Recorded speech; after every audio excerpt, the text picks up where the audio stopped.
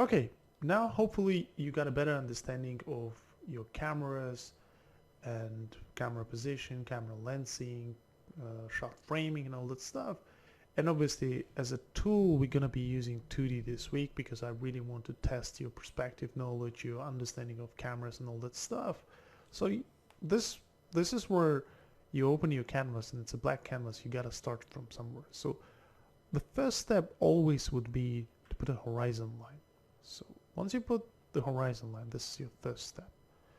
Then we need to think in terms of perspective, right? Like what type of perspective we're using. But even before that, just think about like camera position in your scene.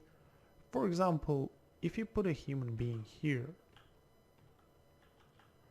like the famous stickman over here, this becomes your aerial camera. So we are above the ground, right? But that's not always the case because it pretty much depends on what you have in mind, because if you put a big leg over here, right, so then this becomes a knee level or ground level camera. So maybe then in far away there we've got another character, so these characters are facing each other. So horizon line doesn't really tell you what your camera position is, but it is very important to put it first, then you basically can start thinking about your frame. Without defining the horizon line, it's always tricky to just go and do stuff because you will be relying purely on doing some random guesses or relying on your gut feeling. That's why I always put the horizon line. That would be the number one. For example, let's do another example. If we put the horizon line somewhere here, again, it doesn't really tell how high the camera is. It could be high or it could be low. It really depends on what kind of scene do you have in mind. For example, again, we could go and do, this is like a ground level, right? So we've got this character standing and there is another character here. So that's pretty much what you would expect from this. But then again, it doesn't necessarily need to be that, because you can basically put like a plane here or something, and then this becomes actually camera is really up high, and then maybe there is a mountain here, so we're flying towards it with a volcano in it. I mean, this is a little bit doesn't make sense. Why would you do that? You will probably put your horizon line over there, and this is exactly why you need to put your horizon line first, because then you could start imagining what type of shot are you getting. That's why horizon line would be the very first thing to do, right? And then the next thing would be constructing your perspective. So for example, let's just put the horizon line somewhere here, and now we need to define, is it like 1-point perspective, 2-point perspective, because pretty much depending on that we will recreate our scene. For example, I go this, I do this, so this is my first vanishing point, and then maybe my second vanishing point is somewhere out of the frame, and my third vanishing point is like this, right? And this is, once I do that, the rest is pretty straightforward. For example, if I want to do like a cityscape, right, I do this and I draw and I draw and I draw and I draw. So from here it's all like me manually doing stuff, which is awesome. But most of the time, remember, especially if you're trying to create something, you really don't want to constrain yourself by a lot of technical things. I mean, defining horizon line is definitely least technical out of this, but then when you get into vanishing point, it's rarely you work in a design mode like this, you know? It's almost like, for example, let me show you another example which is related to this. When you're designing a character, you're not thinking in terms of, okay, how many heads do we have in this body, right? 1, 2, 3, 4, 5, 8, 7, 7 or 8. You don't do this, right? This is something that, this is how you learn to do characters. But when you design characters, or when you're trying to come up with the characters, you basically scribble, right? You subconsciously know all the proportions, and you just do scribbles, right? Instead of trying to be very mathematical, very correct. Same with environments, right? Instead of, why is it, hold on. Okay, let's just do it on a new layer. Okay, same with environments. When you're doing an environment, you want to stay loose, right? But definitely define your horizon line in any case. And then you can start, like, for example, if there was some vehicle here, you kind of eyeballing it. You don't need to construct it from scratch. You obviously will need it when you're trying to tidy it up, but as a first step when you're designing things, you better stay very loose and very creative and very, I would say, you keep the flow of throwing in different ideas, and once you start like constructing perspective, it just gets in the way and it becomes boring and it becomes very complicated as well. Another quick thing you can do, you can also use perspective brushes, right? Like if you can create a brush, I think I had a brush like this, yeah, like for example, a brush like this, and then another brush. But obviously, again, we're trying something that I always had trouble with. You kind of restricting yourself from the very beginning. Instead of being loose, you was obviously trying to come up with the right perspective, and it's quite time consuming. And for many years I was hoping that Adobe will come up with some like really cool perspective tools, and they never did for some reason, because I know it's doable. They have it on iPad, like programs on Infinite Painter, Procreate. They have like fantastic perspective tools which help you to worry less about perspective. But for some reason Adobe never did. But luckily for us, there are people who basically do add-ons, and this is where I wanted to introduce. You probably heard of it, but it's a fantastic program called Lazy Nizumi. You can download it for 15 days. Don't buy it yet. Just try it out. But I'm gonna show it to you, and you will see how, like, it's such a lifesaver. Like, it saves so much time. You don't need to construct perspective. You just need to set it up, and then you can just carry on and get busy with creating things. So once you install it and you launch it, you will have something like this, right? It's basically, oops, where is it?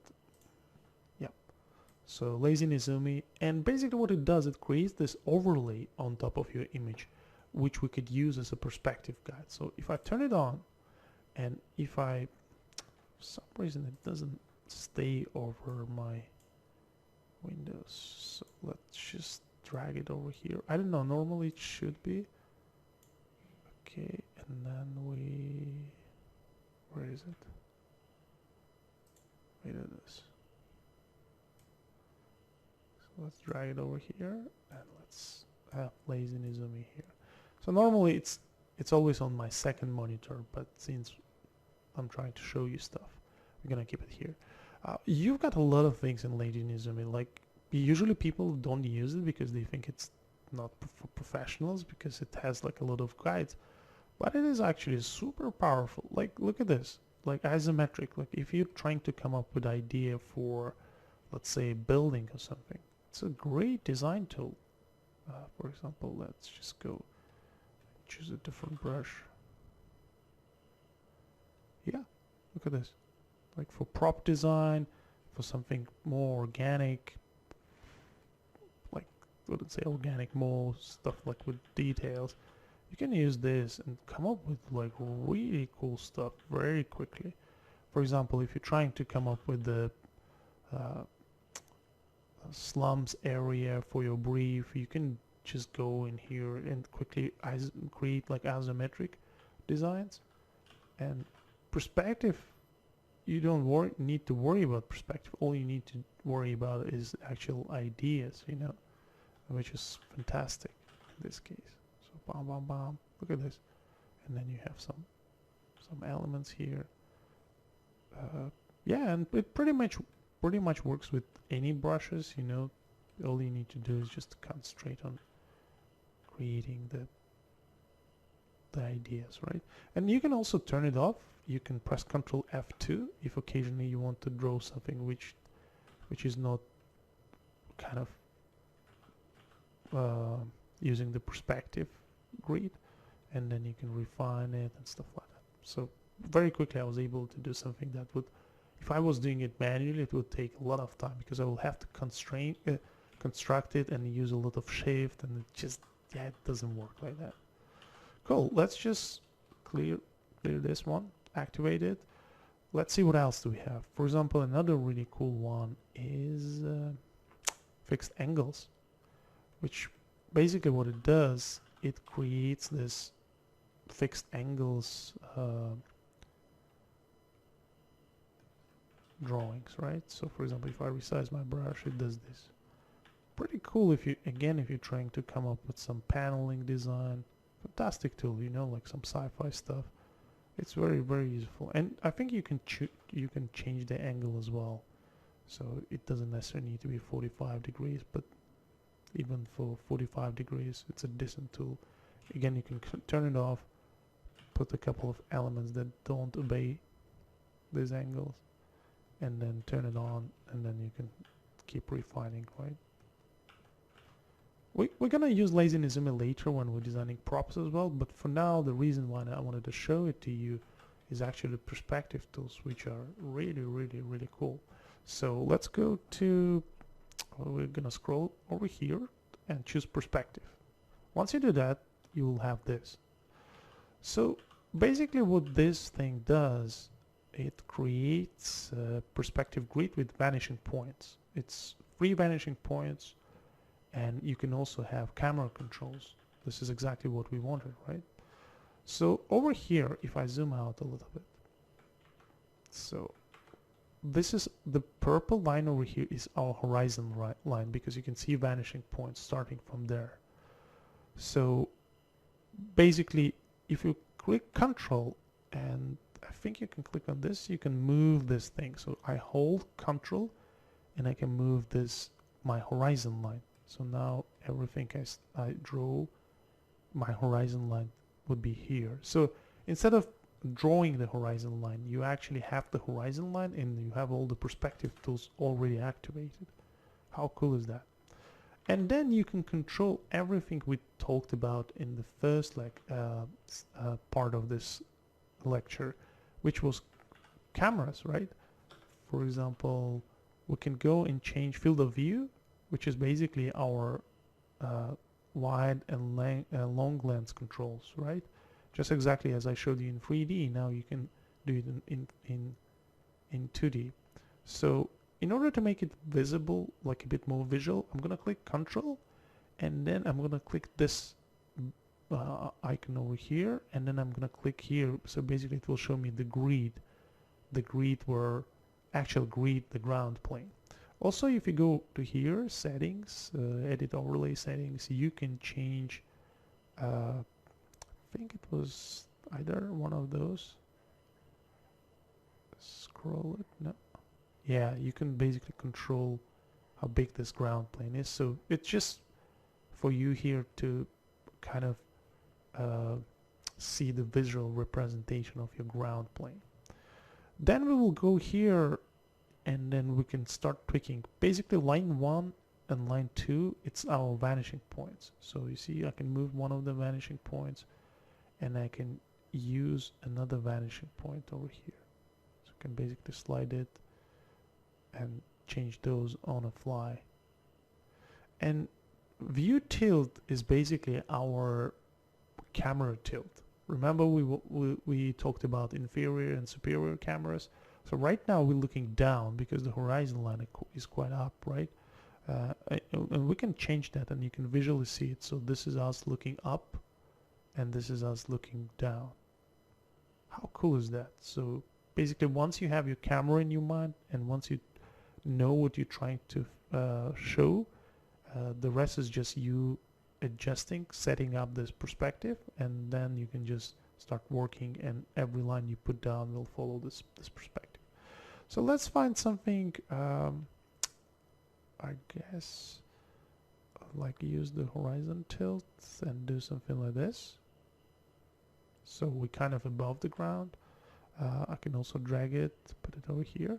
Now I'm gonna have almost like one point vanishing point, so 1 point perspective. So I'm gonna put it somewhere here, and the other vanishing point I can just basically go to 90 degrees, so it's relatively flat, right? And once I set it up from here, all I have to do, I can start drawing, right? I can start putting ideas, and you can design, you can do buildings, you can do whatever you want. Right now it's so cool that you actually like, you all you need to do is actually just draw like this.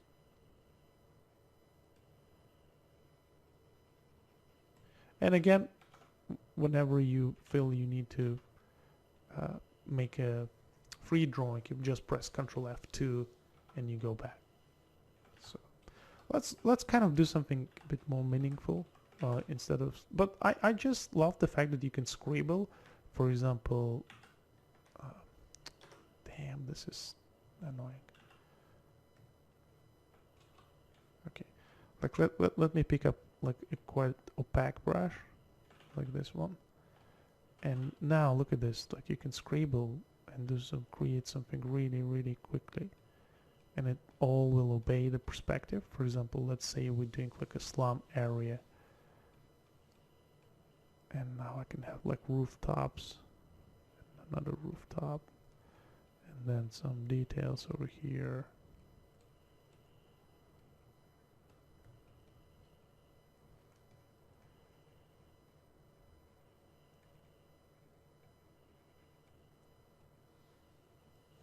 Yeah, it's a very creative tool. Like I'm literally like doing scribbles and it shows me the perspective. So the more time I spend, I can basically come up with this whole structure. See, right now I'm just like dabbing, just coming up with ideas for this kind of mega slum city. Maybe over here we've got like a little opening, so we've got like a shop here, so the guy's selling something. Maybe there is like a little bridge over here, so people, like, let's say if there underneath there was an ocean or a lake or something like that, so you can have people walking. So you've got another walkway over here. This is almost like just trying to set it up, because we can always go and refine it later.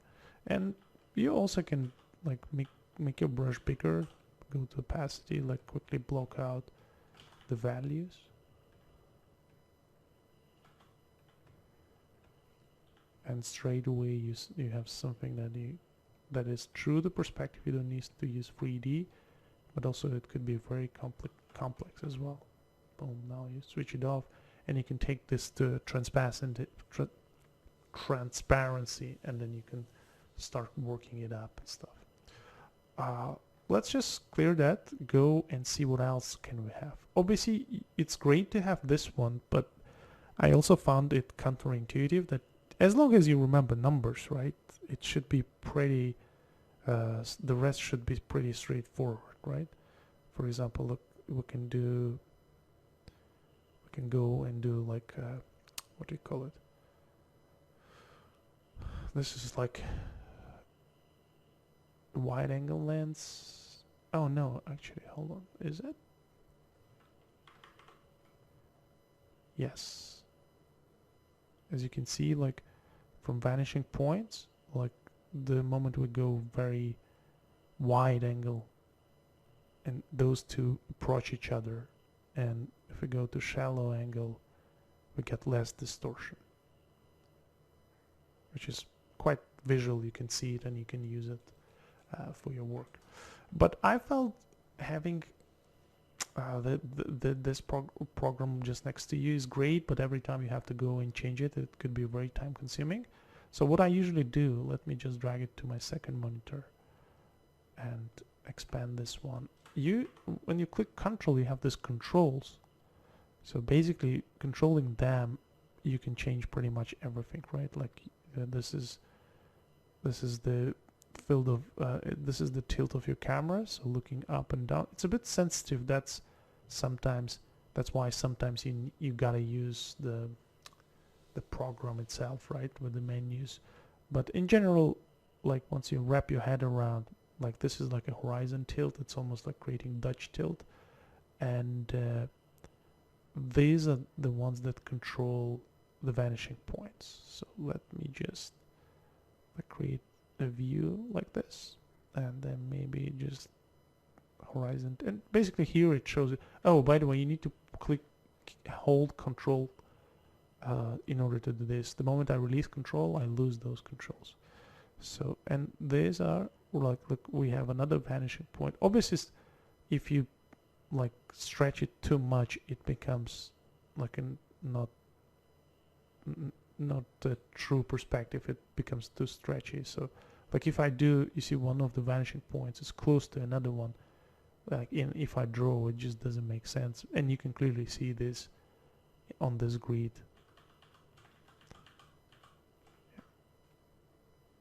So like this, you can set up like this, and then here you can start drawing, right?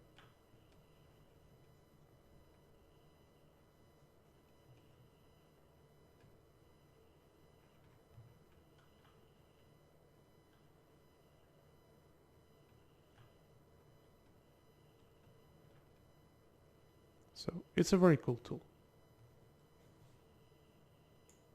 Also, once you create a grid that works for you, you can actually go and save it. For example, here I've got this grid which I used to do this little sketch, right? And obviously I want to keep experimenting, or I would love to save it so I can later on reuse it for the specific sketch. I don't want to lose it. And in order to do that, all you need to go is just to go here, save preset, and save as shot 3 or whatever your name is. So now it will appear in the list of your different pure Lazy Nezumi presets. And this is quite super useful. Again, as you see, I was able to kind of do this shot here. At any point I can go back and start like refining. If I want to add some additional elements, I can totally do this. Also, because by clicking Control you can move this perspective grid, as long as you keep the horizon line the same, you can actually do objects that are tilted in a different way. Because right now, like this ship, vanishing point of this ship goes towards there, right? But if I want to introduce other ships that have different angle relative to my camera, I have to move things around. For example, I click here, I keep my camera level relatively the same, and now, for example, let's pick a darker color here just so you see it clearer. Maybe it's, yeah, for example, if I go here, let's say, just to kind of show you, now I can have another ship which is facing that way.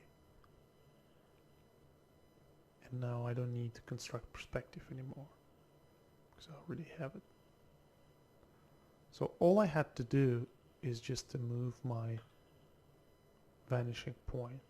So I can do it again. For example, I can take, obviously you can, like, nobody's saying that you cannot move your vanish, like put your horizon over there. You can totally do that, but that will mean that you will have an object that is kind of facing upwards, right?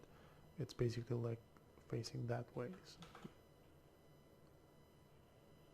which is totally fine. Like, for example, it really depends on what you're trying to do, but make sure, obviously, when you do all this stuff, like Lazy Nezumi is out there to help you, you know. It will not substitute your perspective knowledge, but it will definitely help you to make it less technical. So I guess I'm still exactly thinking about what I want to do, and I'm still like conscious about my camera lensing and about my horizon position, but obviously then Lazy Nezumi, because it has these lines, you can draw them without actually spending too much time on technical aspect of this. For example, I can go, let's go back a few times. Yeah, like this could be a breach between those two ships, right? So between this guy over here and that one, and it has the vanishing point, it has its vanishing point over there, but then I can go and, for example, move my stuff over here, so now I can do another breach, which would be between this ship and this another ship over there. So I can do like pump pump pump pump pump pump pump pump. Quickly put some ideas here, and I can just carry on and do, for example, another bridge which will be here, but this bridge is more like this. I mean, like once you establish things, you probably don't need it anymore. You can turn it off and just do it freehand. But that beginning phase when you're trying to set up things is really, really useful. For example, I can go back here and just refine. Oops, not there. But here. Just refine my ship in the foreground.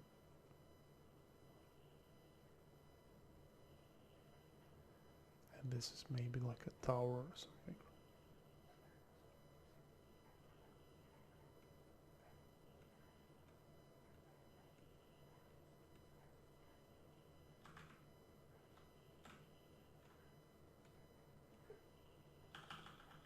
Let's make a bigger brush.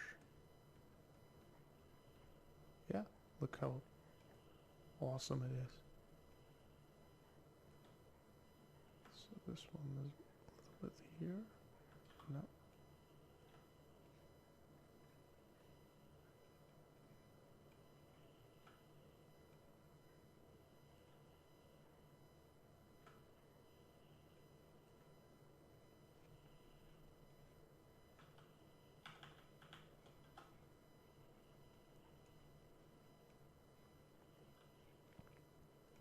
So again, it doesn't. Lazy Nizumi is there just to help you, but you are the person who will know about cameras, about lensing, and all that stuff. That's why it's super important to understand that first, and then you use Lazy Nizumi just to help you. And it's not only Lazy Nizumi on iPad, like for example Infinite Painter, the program I'm using, they implemented perspective tools perfectly. They're just so cool, and they save so much time when you're trying to come up with stuff. Yeah, look at this. Just quickly able. And since now I'm having like just having fun, I can start introducing, let's say, if it was a bit more sci-fi stuff. So you can have like panels, roads above, right? And again, by moving the perspective, I can come up with all these different structures that are not parallel to each other. But since I'm using the same horizon, they look perfect in perspective.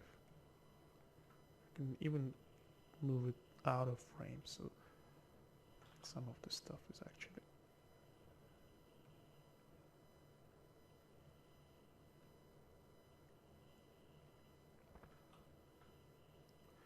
And you see how scribbly I am. Like I'm literally like just scribbling, and that's the design mode when you don't think about all this complicated perspective stuff. You're just concentrated on like general shapes and ideas. Look at this. Like this would be almost impossible to do without it. I mean, you can totally do it, but it just would take so much more time.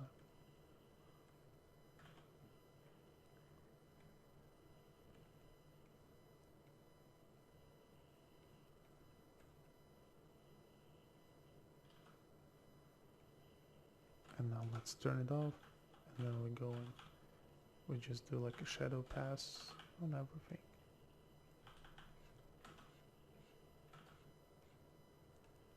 And we've got nice looking complex perspective here. So with the bridges and maybe there's structure above.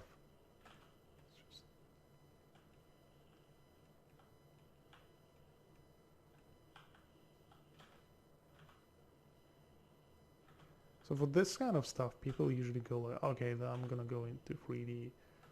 You can totally do it in 3D, but it will just take way longer than it took doing it here in 2D.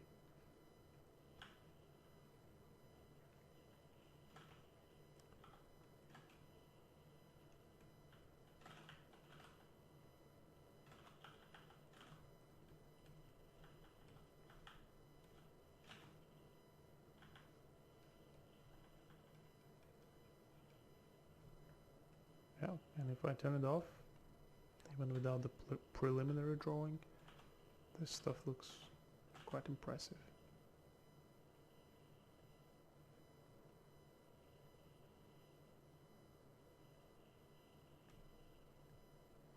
And that's all was possible because I was using a guide from my perspective. I was setting up my horizon line, I was defining my camera lens, I was defining my vanishing points, and then the rest was taken care of by just an overlay by Lazy Nizumi. So yeah, I definitely encourage you to try it out. It could initially be a bit restricting, but once you get used to it, the stuff you can do with it is magic. You know, then you can purely concentrate on what you have to work on, which is just creative tasks, which is design and storytelling. And constructing perspective is something more technical, which is super necessary, but in terms of what we are doing, it's not like the main objective here.